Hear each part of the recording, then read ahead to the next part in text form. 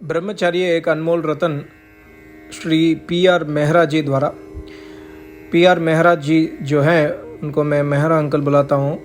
वे बहुत सालों से मेरे आचार्य जी स्वामी राम स्वरूप जी योगाचार्य उनके आश्रम में निवास करते आए हैं और अभी भी वहीं पर है। तो उन्होंने बहुत सुंदर आर्टिकल लिखा ब्रह्मचर्य के ऊपर। आप में से भी बहुत सारे लोग मेरे से इसके ब्रह्मचर्य के ऊपर प्रश्न पूछे थे, तो ये आर्टिकल बहुत लाभदायक होगा आपके लिए। वेदों, उपनिषदों आदि प्राचीन ग्रंथों में वर्णन है कि प्राणी की पूर्ण आयु को 4 आश्रमों अर्थात ब्रह्मचर्य, गृहस्थ, वानप्रस्थ एवं संन्यास में विभक्त किया हुआ है। आयु विशेष के महत्व से 25 वर्ष ब्रह्मचर्य, 50 वर्ष तक गृहस्थ, 75 वर्ष तक वानप्रस्थ तथा 100 वर्ष या अधिक तक की आयु संन्यास आश्रम के लिए निर्धारित की गई है। जिस प्रकार मकान बनाते समय उसकी नींव अच्छी हो, टिकाऊ हो, रेत, बजरा, सीमेंट व सरिया आदि अच्छी किस्म का प्रयोग किया हो तो वह मकान कई वर्षों तक अच्छा व मजबूत नींव होने के कारण टिका रहता है, गिरने की संभावना बहुत कम होती है। उसी प्रकार प्राणी के जीवन में भी ब्रह्मचर्य आश्रम यानी 25 वर्ष तक की आयु का समय अच्छी, टिकाऊ व मजबूत नींव की तरह ही अत्यधिक महत्वपूर्ण कहा गया है। जिस प्राणी का ब्रह्मचर्य सुदृढ़ होगा, अखंडित होगा, उसका जीवन लंबा, निरोग, शक्तिशाली व स्वस्थ होगा। ऋषि मुनि तथा वेदों के ज्ञाता विद्वान जन बताते आए हैं कि शेष 3 आश्रम इसी ब्रह्मचर्य आश्रम पर टिके हुए होते हैं। प्रश्न उठते हैं कि ब्रह्मचर्य किसे कहते हैं। इसका शाब्दिक अर्थ तो ब्रह्म में आचरण करना कहा गया है और यह ऊपर लिखित कभी भी किसी भी आश्रम में अपनाया जा सकता है। इसका अर्थ शादी ना करने से कदापि नहीं लगाना चाहिए। बाल्यावस्था से 25 वर्ष तक के समय को जिसमें बालक बालिका वेदों के ज्ञाता ब्रह्म ज्ञानी के आश्रय में रहकर कठोर ब्रह्मचार्य नियमों का पालन करते हैं, तो ऐसे युवक युवतियों को बाल ब्रह्मचारी कहा जाता है। ब्रह्मचार्य व्रत धारण करने वालों में व्यास मुनि, भीष्म पितामह, बाबा बालकनाथ, गार्गी आदि हुए हैं, जिन्होंने बचपन से ही कठोर ब्रह्मचार्य व्रत का पालन किया था। जब जब प्राणी की इंद्रियां बहिर्मुखी होती हैं, उन्हीं में व्यस्त रहते हैं, ऐसे प्राणी को ब्रह्मचारी ब्रह्मचारिणी नहीं कहा जा सकता, क्योंकि हमारी 5 ज्ञानेंद्रियां अर्थात आंख, नाक, कान, जिह्वा, त्वचा जीव को बाहरी विषयों का अनुभव कराती रहती हैं। ऐसे जीव रजोगुण, तमोगुण व सतोगुण के प्रभाव के कारण कठोर ब्रह्मचर्य से जीवन यापन नहीं कर पाता। ऐसे प्राणी विद्या उपार्जन, साधना, स्वाध्याय, योगाभ्यास करना तो दूर, वह अस्वस्थ मानसिक व शारीरिक चिंताओं में ग्रस्त रहता है।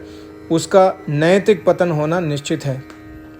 तप, स्वाध्याय, नाम स्मरण, निरोग व बलिष्ठ और लंबी आयु के लिए इस अनमोल रत्न ब्रह्मचर्य की रक्षा करना ही हर बेटा बेटी का मुख्य ध्येय होना चाहिए। ब्रह्मचर्य का पूर्ण रूप से पालन करने के लिए जीव को वेदों के विद्वान के सान्निध्य में रहकर, उनकी सेवा में रहकर इस विद्या को जानना चाहिए। ओज की संरचना कैसे होती है। ईश्वर ने प्राणी के शरीर की रचना पंचभौतिक तत्वों के से करके अपनी सामर्थ्य से रासायनिक प्रक्रिया द्वारा ग्रहण अन्न से उत्पन्न 8 धातुओं का निर्माण होता है।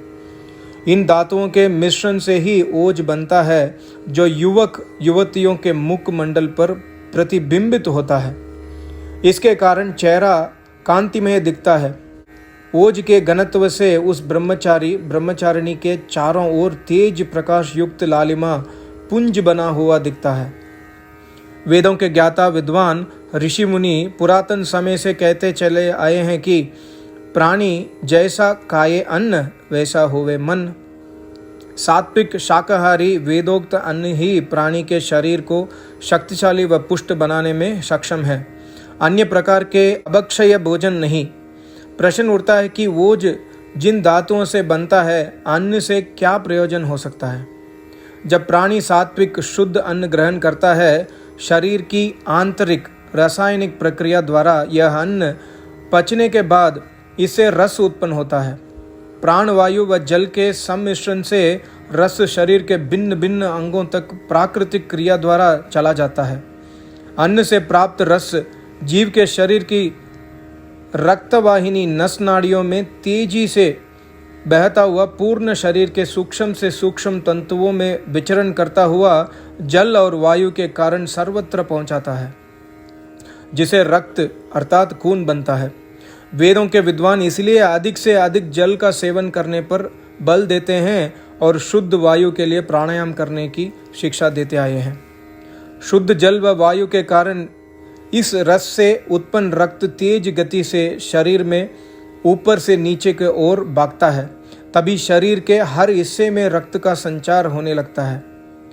रक्त की कमी होने के कारण जीव भयंकर रोगों की चपेट में आ जा सकता है, यहाँ तक कि शीघ्र ही मृत्यु की आगोश में जा सकता है। रक्त से मांस बनता है, इससे शरीर बलिष्ठ व शक्तिशाली बनता है। मांस से अस्थि का निर्माण होता है, अस्थि से प्राकृतिक रासायनिक प्रक्रिया द्वारा मज्जा बनता है, जिसे हम बोन मैरो कहते हैं। यह हड्डियों को सशक्त करता है।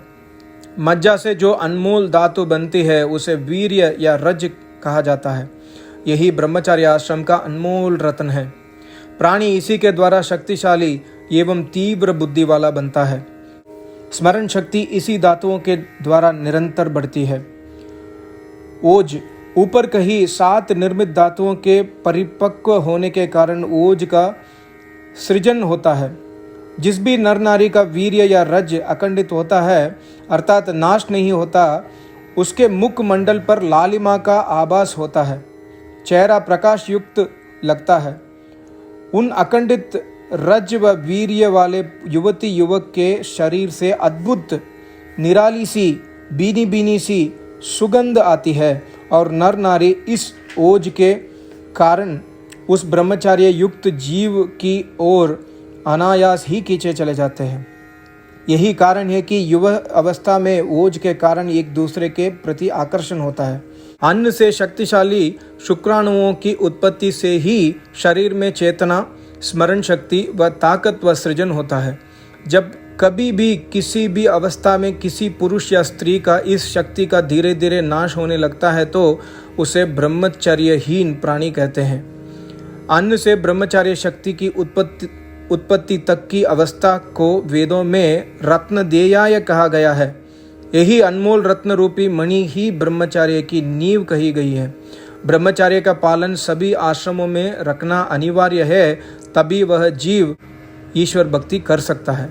यदि वैदिक काल व महाभारत काल का अवलोकन करें तो पता चलेगा कि इसी ब्रह्मचार्य की शक्ति के कारण कितने ही ब्रह्मचारी ब्रह्मचारिणियां पैदा हुए हैं, जैसे भीष्म पितामह, बाबा बालकनाथ, बाल ब्रह्मचारिणी गार्गी आदि। इसी प्रकार गृहस्थ में भी ब्रह्मचार्य का पालन करने वाले गृहस्थी हुए हैं, जिनमें राजा दशरथ, राजा हरिश्चंद्र, श्री राम, श्री कृष्ण, ऋषि अगस्त्य आदि। नारियों में राजा दशरथ की तीनों रानियां अनुसुईया, अहिल्या, माता सीता, भामती इत्यादि, जिन्होंने गृहस्थ में रखकर पूर्ण ब्रह्मचार्य का पालन किया है। अंत में मैं यहाँ यह कहना चाहूँगा कि जो भी पाठक ब्रह्मचार्य के ऊपर विस्तार से ज्ञान लेना चाहे तो हमारे आचार्य स्वामी राम स्वरूप जी योगाचार्य द्वारा लिखित पुस्तक ब्रह्मचार्य दुख निवारक दिव्यमणि का अवश्य अवलोकन करें। और मेहरा अंकल ये भी बहुत सुंदर लिखे हैं, ब्रह्मचार्यहीन प्राणी के लक्षण इस प्रकार होते हैं। पहला, अशांत चित्त, रोगग्रस्त तथा चिंतित रहने वाला। दूसरा, चित्त की वृत्तियां बहिर्मुखी व चंचल रहती है। तीसरा, किसी भी काम को हाथ में लेकर पूरा न करके आधा अधूरा छोड़ देता है अर्थात निरुत्साही होता है। चौथा, ऐसे प्राणी का निश्चित ही शारीरिक, मानसिक व नैतिक पतन होता है। पांचवा, असत्य बोलता है, अभद्र व्यवहार करता है, वाचाल होता है व बड़ों को अनादर करता है। सिक्स्थ, उसकी ज्ञान व कर्मेंद्रियां सदा अशुभ कर्मों को करने में लगी रहती है। सातवां, डींगे हाँकने वाला होता है, नारी जाति का अपमान करने वाला और झगड़ालू स्वभाव वाला होता है। आठवां, मांसाहारी, व्यसनी तथा नशेड़ी होता है, क्रोधी और असहनशील स्वभाव वाला होता है। और लास्ट, मानसिक रोगी हो जाता है और कभी कभी तो उसे पागलपन के दौर भी पड़ने लगते हैं। तो बहुत ही कमाल के इन्होंने आर्टिकल लिखे हैं। आई होप आपको यूज़फुल होगा। मुझे बहुत अच्छा लगा। मैं 4-5 बार ऑलरेडी पढ़ चुका हूँ। आप रोज़ इसको सुनिए। आई होप आपको अच्छा लगा होगा। सबको नमस्ते। ओम।